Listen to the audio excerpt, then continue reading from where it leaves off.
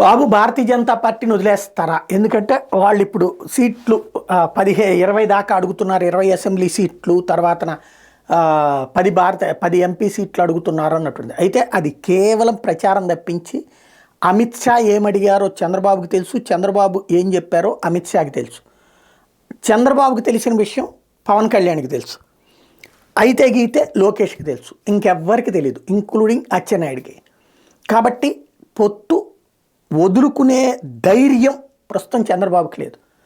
ప్రస్తుతం అన్ని రకాలైనటువంటి శక్తుల్ని కలుపుకోకపోతే గెలవలేమన్నటువంటి అభద్రతాభావం చంద్రబాబులో ఉంది. జగన్ ఒకటి సంక్షేమ పథకాల వ్యవహారం అయితే, 2 పోల్ మేనేజ్మెంట్లో ముదురైపోయాడు అన్నటువంటిది రెండవది అయితే, మూడోది వచ్చేటప్పటికి బీసీ అస్త్రం.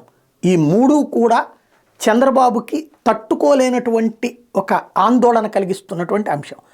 కాబట్టి అసలు ఆ అంశం చర్చలోకి రాకుండా ఉండాలి అంటే ఇక్కడ ఏదో జరిగిపోతుంది అన్నటువంటి ఫీలింగ్ కల్పించాలి. అందులో సక్సెస్ అయ్యారు. మొదట పవన్ కళ్యాణ్ వెంట పెట్టుకుని, ఆ తర్వాతన రాకదలిరాలు లేకపోతే శంఖారావాలు, ఇప్పుడు రాబోయే రోజుల్లో ప్రజా చైతన్య యాత్రలు, ఇవన్నీ కూడా తద్వారా ఈ బీసీల అంశమో లేకపోతే సామాజిక న్యాయ అంశమో పేదలకి ప్రయోజనాల అంశమో చర్చకి రాకుండా చేయటం, దానికి మేము అంతకంటే ఎక్కువ ఇస్తాను అంటున్నాం కదా అనేటువంటిది చర్చ జనంలోకి తీసుకెళ్ళడం ఆయన ఉద్దేశం. అక్కడ కేంద్ర ప్రభుత్వంలో భాగస్వామి కాకుండా మధ్యతరగతి ఓటయ్యారు. అందుకే భారతీయ జనతా పార్టీని వదులుకునే ఉద్దేశం లేదు. వాళ్ళు గొంతెమ్మ కోరికలు కోరతే, ఏ 15 పార్లమెంటు స్థానాలు అడిగితేనో లేకపోతే ఏ 40 అడిగితేనో అప్పుడు ఇక కాదంటారు. కానీ అంత అడిగే అమాయకత్వంతో బీజేపీ కూడా లేదు అని నేను అభిప్రాయపడుతున్నాను.